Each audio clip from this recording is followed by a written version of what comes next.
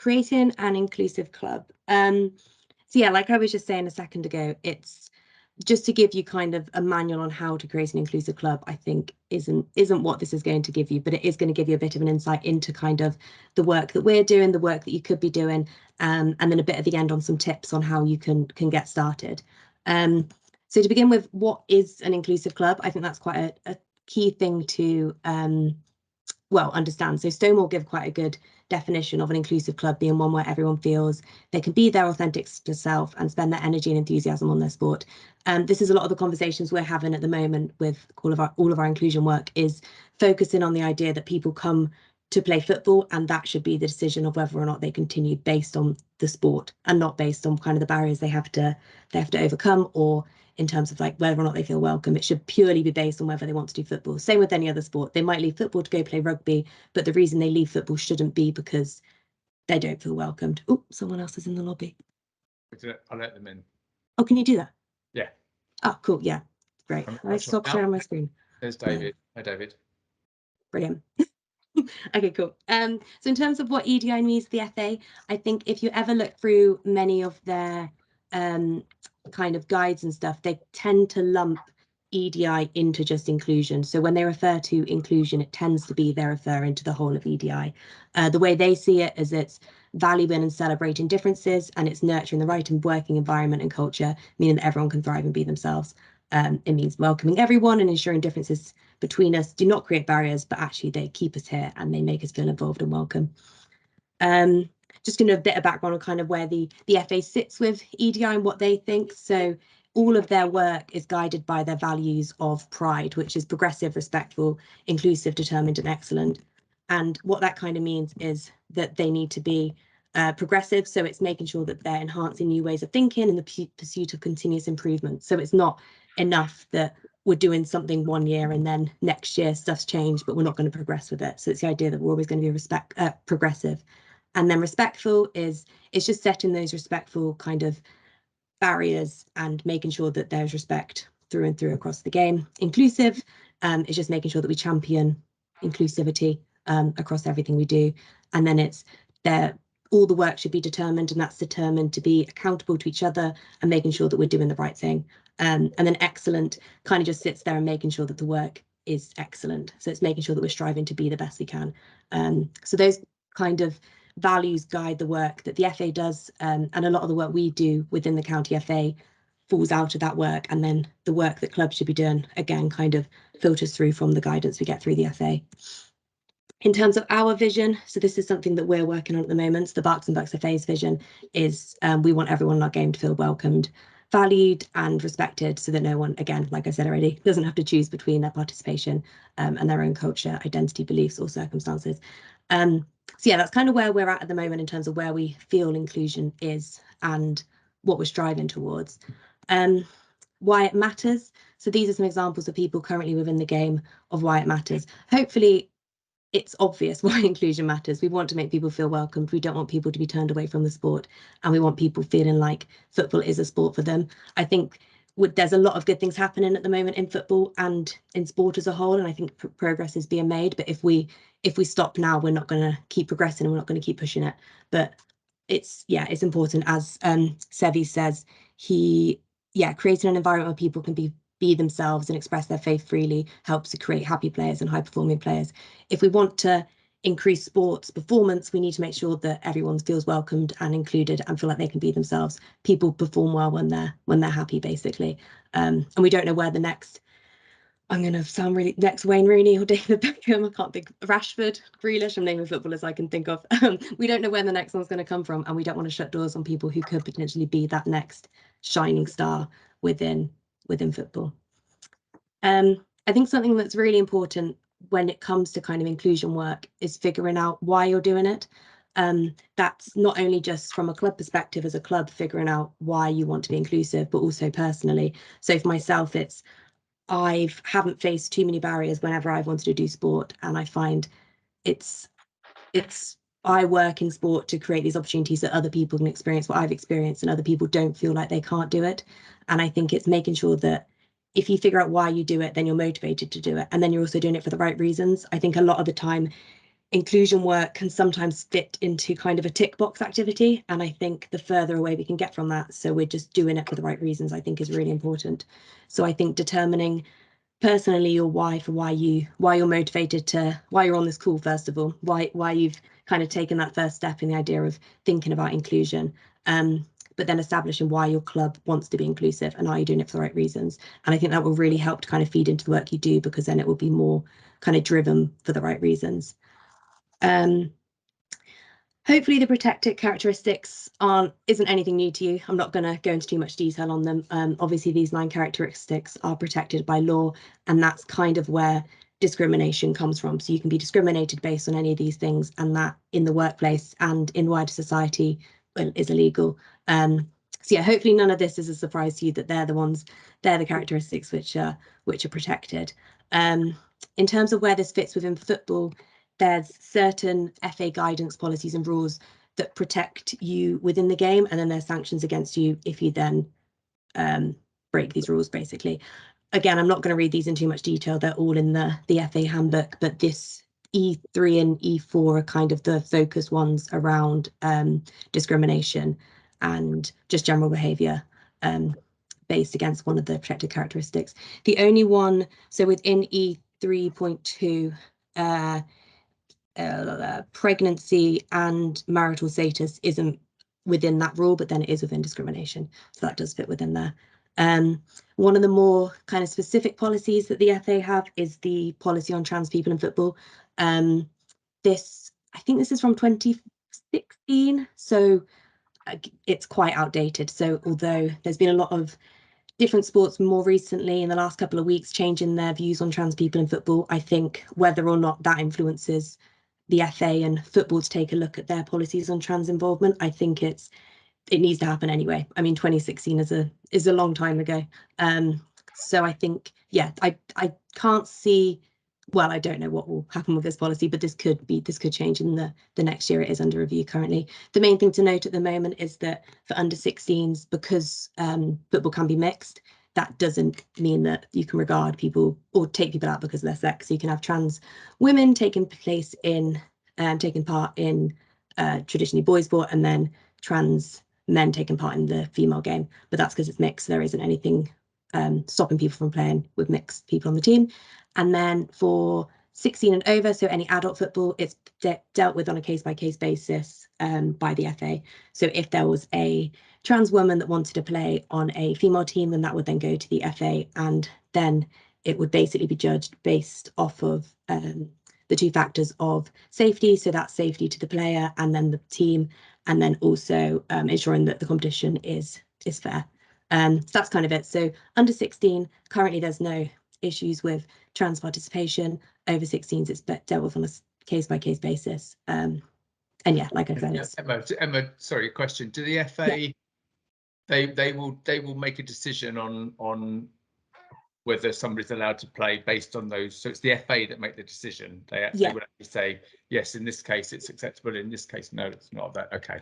Yes. So there's that is being reviewed at the moment, the whole thing at the moment, isn't it? So, yeah, I think because of rugby league and swimming and cycling changing their views on trans women's involvement, and it's kind of a hot topic at the moment. So I think, yeah, I wouldn't be surprised if it might be changed. I don't know.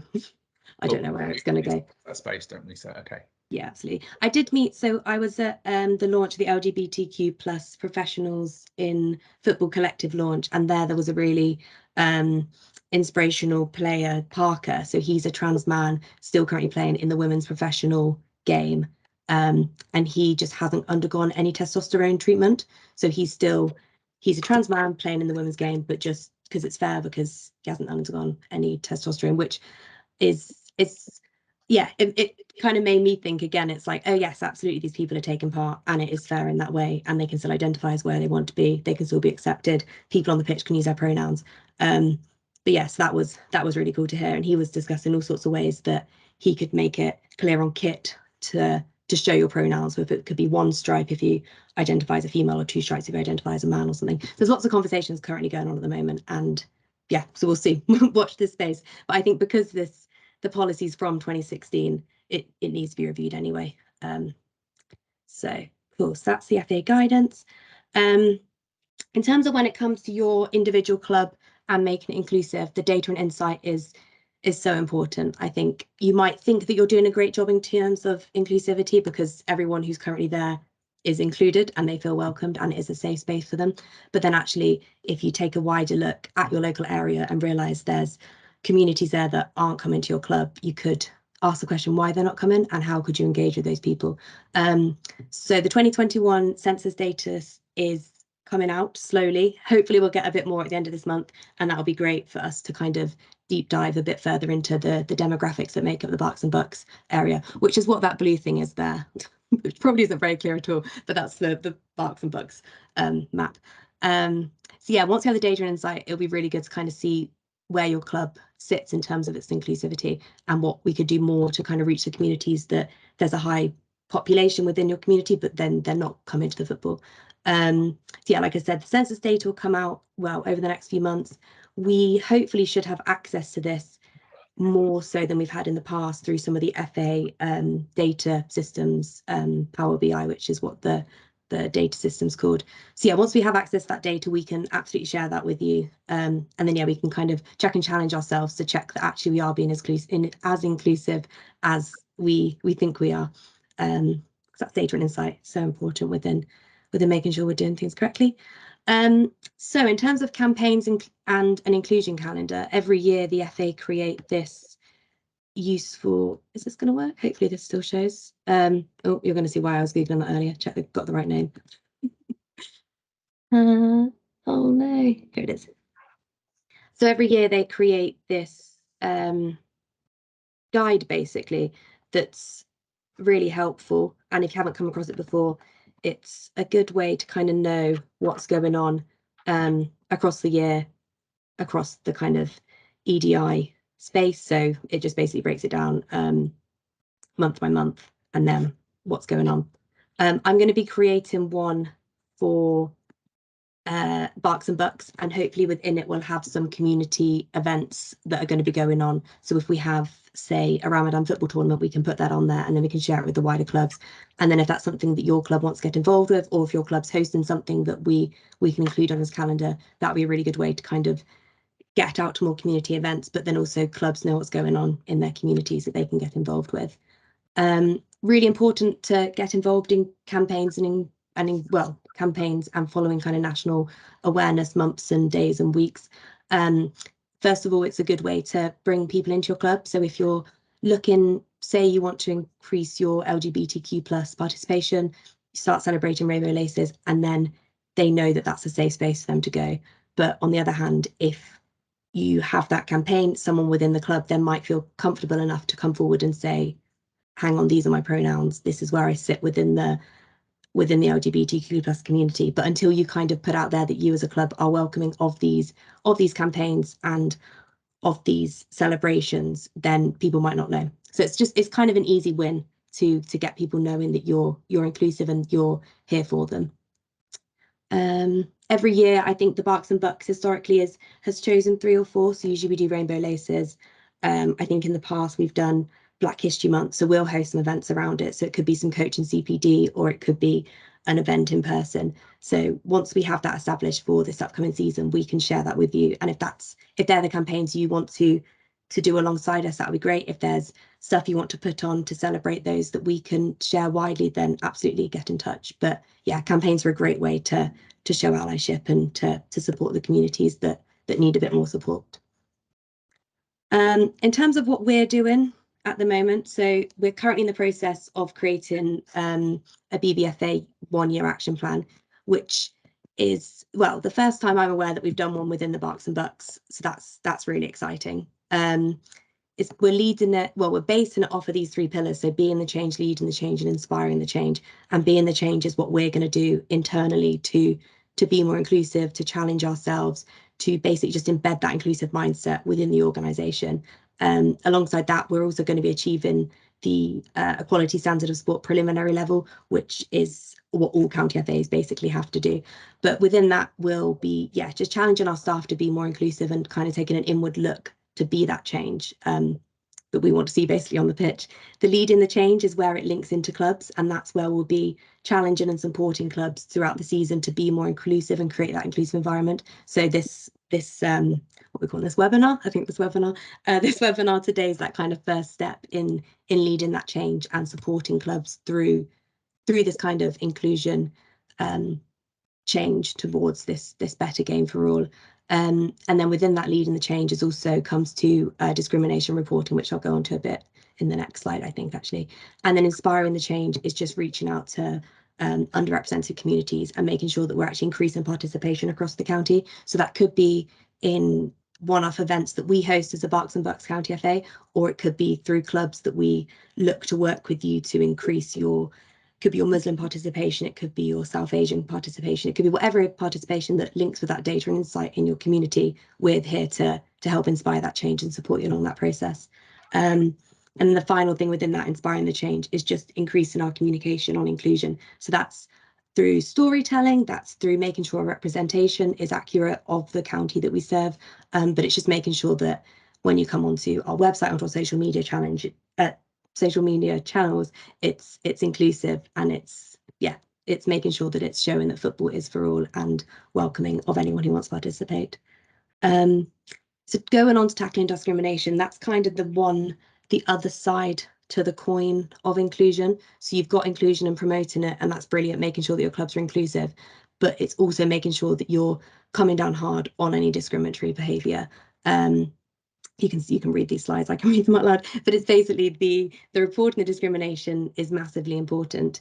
It's making sure that if someone does experience discrimination, they feel confident and feel like they can come forward and raise that complaint. They trust in the process that something's going to happen, and they feel supported in saying it's discrimination. I think sometimes there shouldn't be a blurred line between what is and isn't discrimination, but potentially there might be. So it's making sure that we're also educating people on what discrimination is and making sure that if it does happen, it is reported, and it is reported effectively, because of the cases that do get reported, a lot of them don't then go any further because actually the case that was put forward wasn't enough to basically push it forward. So it's making sure that we educate clubs and referees and players on what makes an effective discrimination report, to make sure that things get punished, basically.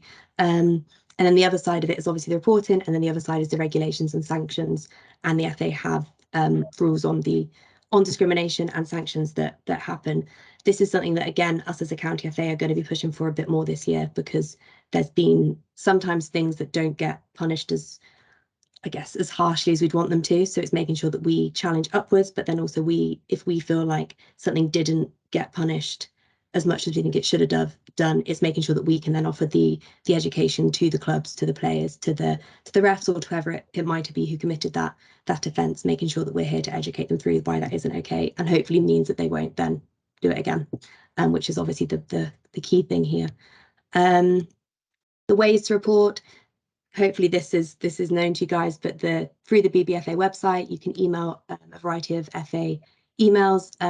Kick It Out is a great place that you can do it separately through the FA. So the Kick It Out company will look into the campaign, and then we'll go back to the FA and challenge them on it. So they're a really good kind of external company to go through.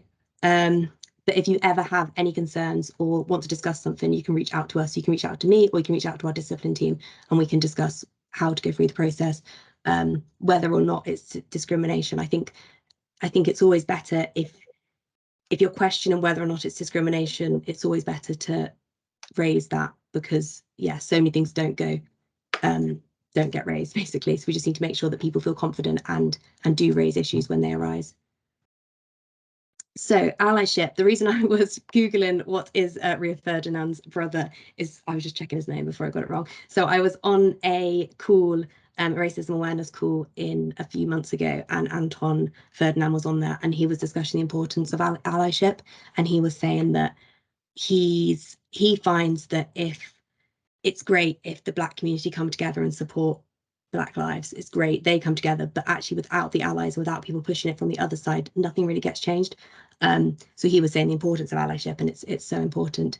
I think allyship, until I feel like the George Floyd event was but prior to that, I mean, this might just be me not knowing too much, but prior to that, the kind of the phrase, the allyship and being an ally might not have been kind of so mainstream. And I think now it's become a lot more mainstream, not just for the Black Lives Matter movement, but also for LGBTQ+, for women's sports rights, and becoming an ally to support people is becoming a lot more seen thing to do. I think where people sometimes get stuck these days is they might just get stuck posting a hashtag or retweeting something on social media. And I think it needs to be more than that, because I think it's quite an easy thing to do, is to share something in your story. You're like, cool, great, I've shared that. Now I'm, you know, I support that. I think it's making sure that that also goes offline and it goes into the clubs, and you make sure that you're a visual ally within these communities to show that this is a safe space for people to be in. You're here for them to support them. Next few slides, I'm going to go through a few tips on how I think you could be an ally. And I think the reason I'm going into allyship is I think it's a way that you can make your club inclusive. If you're an ally to these communities and you can show that you can basically show up for them, people are more likely to feel welcome, and they're more likely to come to the club, and they're more likely to stay at the club if issues happen. So I think allyship and this whole idea of creating an inclusive environment kind of sit hand in hand. So my kind of not number one, but first way to, I think, being an ally is making sure language is inclusive, and so is imagery.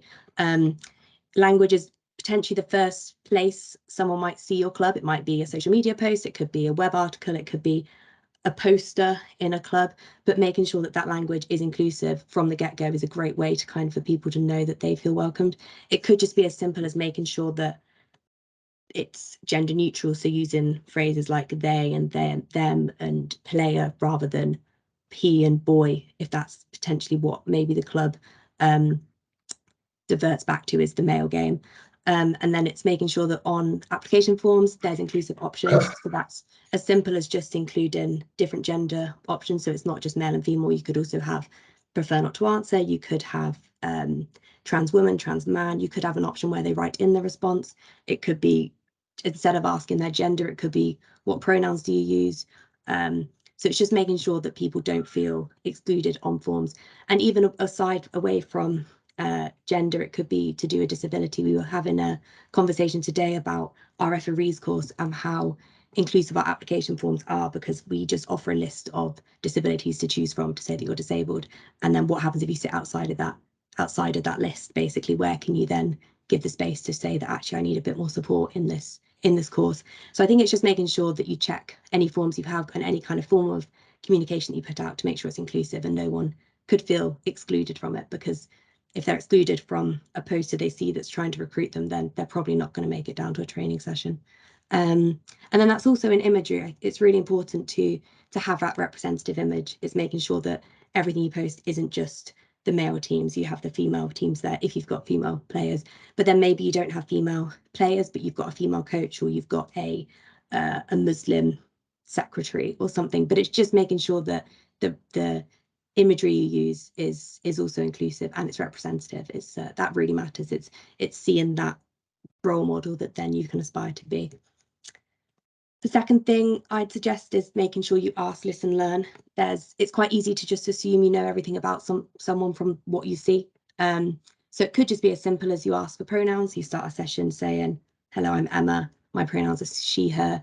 It could be, that's one example. It's also, you could provide people with an opportunity to discuss disabilities. If you start in a new team, or you're starting a new session, or you've got new starters to the team, it could be a simpler question as, does anyone have any injuries? Does anyone have anything I need to be aware of moving forward, like, so we can progress as a team? And yeah, so that's kind of just don't assume, and ask, listen and learn. If you make a mistake, if you refer to someone using the wrong pronoun or something like that, you can make mistakes. People make mistakes. As long as you apologize, listen, you learn, you move on, and you try not to make that mistake again, people usually are quite understanding.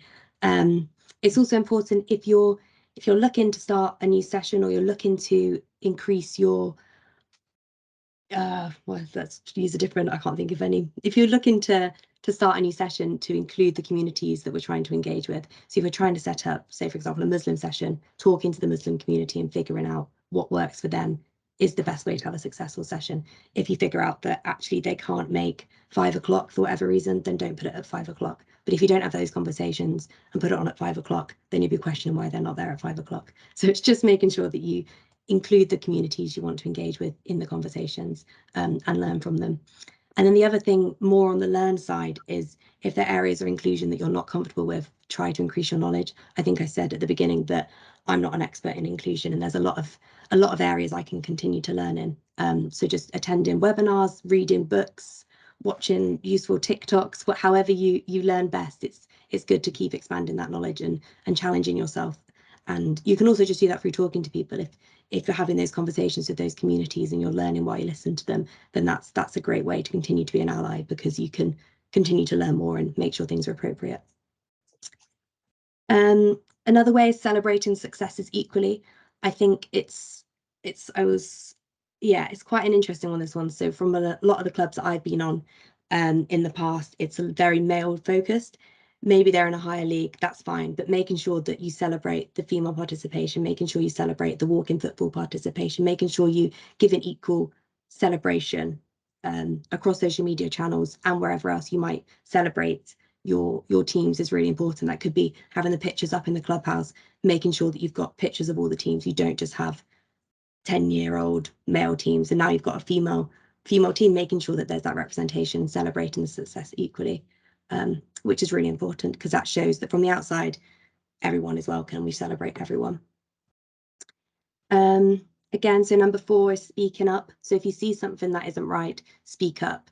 Can definitely sometimes be tricky to do. It might not be something you do in that heat of that moment. I know that can be quite a challenging thing to see and speak, but it might be something you do. You pull that person who might have said something wrong aside and you have that private conversation, and you talk to them and you talk to them why it's incorrect, and you give them a chance to kind of, I think sometimes within inclusion it gets tricky. People have questions that they're too scared to ask, but if you feel confident enough to have those conversations and kind of challenge people's beliefs, I think that's where you make the real difference, rather than just kind of shutting people down immediately. If someone's got a kind of questionable view, maybe they just need to air out why they feel that way, but giving them that space and speaking up to them and stopping them saying things in the future that might then offend someone within the group is really important. So like I said, that could be done internally within the club. It could just be you pull them to one side, or it could be you feel the need to go through the reporting of a formal discrimination case, which absolutely you should do if that's needed. But speaking up is massively important, and if you can do it in front of people, that sometimes might work best. But if you're not comfortable doing that, just having that conversation one-on-one is also effective. And then finally, a good way to become an ally is to introduce that code of conduct. So having everyone in your club, so that could be coaches, volunteers, parents even would be great, and players, and then they have to sign this code of conduct. It might be something you already do, but having a specified inclusion section within that is a very powerful way to kind of show that commitment to inclusion within that code of conduct. Including the clear process for discrimination is really important as well, so people know that if they do break this code of conduct, this is what will happen. Throughout this season, we're working, so us within the BBFA, we're working on creating a football-friendly club model, which is something we'll hopefully introduce to clubs next season. And that's kind of around this kind of code of conduct thing, and it's making sure that our clubs are football-friendly, they're welcoming. So yeah, we'll be looking for clubs to work with through that for a bit of a consultation process. But yeah, a code of conduct is quite an easy way just to introduce at the beginning of the season. This is our set of standards. These are our non-negotiables. You need to sign up to this or you can't be part of our club. If you break this, this is the protocol. It's quite an easy way to introduce that. Cool. I feel like I've rattled through that a bit. So I'm going to go through into some next steps. First of all, the next steps of how we're going to support you, and then I'm going to go on to some quick, easy wins for next steps that you guys can do as a club. So the next steps of what we're working on at the moment is that we are working on our BBFA EDI action plan, which was that be the change, lead the change, inspire the change slide. That will be published in August. So hopefully that will, it will show you basically what we're working on, but it could be a model for something you look to introduce into your club. So if an EDI action plan is something that a club might want to do, that could be a good kind of place to look. And then if you want to do an EDI action plan, we're literally going through that process as we speak. So that's something we can talk to you about and kind of guide you through what steps we've taken. We're going to be starting a monthly newsletter, so that will start in August. Yeah, next month. That will be the first edition. So that will be sharing stories, that will be sharing events, that will be sharing training opportunities and resources. So something that I've been working on quite a lot at the moment for the internal BBFA staff is some language guides. There's going to be an inclusion checklist, and once that's confirmed that we're happy with those pieces of resources, we'll then share them with clubs and, well, with everyone basically, so they can make use of them. The other thing, like I said earlier, is that season campaign and inclusion calendar. So that's just making sure that we're up to date with kind of what's going on with inclusion and making sure we don't miss any key awareness dates. But it's also sharing, yeah, like I said, those local events that you can get involved with. Reference group involvement. So a few people on the call today are part of our IAG, which is our inclusion advisory group. We're looking to set up some reference groups which basically sit below our IAG and feed up through. So that could be something that clubs can get involved with if they're big in the community. We want to hear from them because, well, I live in Abingdon, which isn't even in the Berks and Bucks. So getting to know more about these communities that we're trying to serve is massively important. And then, yeah, I'm here to talk to you guys. Like I said at the beginning, there's no manual to inclusion. There's no manual to create an inclusive club, but I'm here to have those conversations and discuss ways that we can help your club and just, yeah, make football for all. Things that you can get on with right away. So attend training sessions that we share. So ones like this, and there'll be more we share in the future, as well as I'll be sharing some other county FAs run stuff. There could be FA ones, there could be training sessions that kick it out, or football versus homophobia run, and we can just share those with you. So it's, like I said earlier, it's great to keep learning and challenging yourself. Something else you could get on with right away is just bringing up the topic of an inclusion at a club meeting. So it might just be something you bring up and you discuss as a club whether you think you're inclusive, what you could do more. Like I said at the beginning, you could be finding your why. It could be figuring out why you think inclusion is important or why you don't think inclusion is important. And then again, that's another conversation. But just bringing up that topic of inclusion and having it kind of on the agenda is a really good way to start making clubs more inclusive. Like I said already, understanding more about your local area through data and insight. It might just be just that alone, just saying that might click something. It might be you think actually we are very inclusive, but if I look around, we're not very diverse. We live in a diverse area. Maybe we're not as inclusive as we think. So without actually having any data and insight, just kind of piecing those things together might be another way to make things more inclusive. And then you can start asking the questions of how do we get into these communities? Having difficult and challenging conversations. So that's something that just comes hand in hand with inclusion. People don't always agree on things, which is, you know, not how it should be, but that's where we're at in the world. But having those difficult, challenging conversations and giving people kind of space to talk and reshuffle their thoughts and question things isn't a bad thing to do. We have a lot of conversations in the office and we're challenging each other and we're questioning, and then we kind of get that chance to rethink, because I think that the really powerful thing is that you can change your opinions. Just because you come into the conversation thinking one thing doesn't mean that you come out the other end thinking the same thing. So having those difficult, challenging conversations are massively important. And then easily, again, you could just look through the current and any future comms with a bit more of a critical eye to ensure it's inclusive. So again, that's through language and that's through pictures, but just making sure that everything that you put out as a club, you think is inclusive. And you think, if I was looking at this from a certain community, would I feel represented? Would I feel like this is a place for me? And yeah, so the final point would just be introducing a code of conduct for the 23-24 season. I'm very happy to work through any kind of code of conduct you want to put together, or just having an overlook of anything you might already have, just to see if there's a way we can make it more inclusive.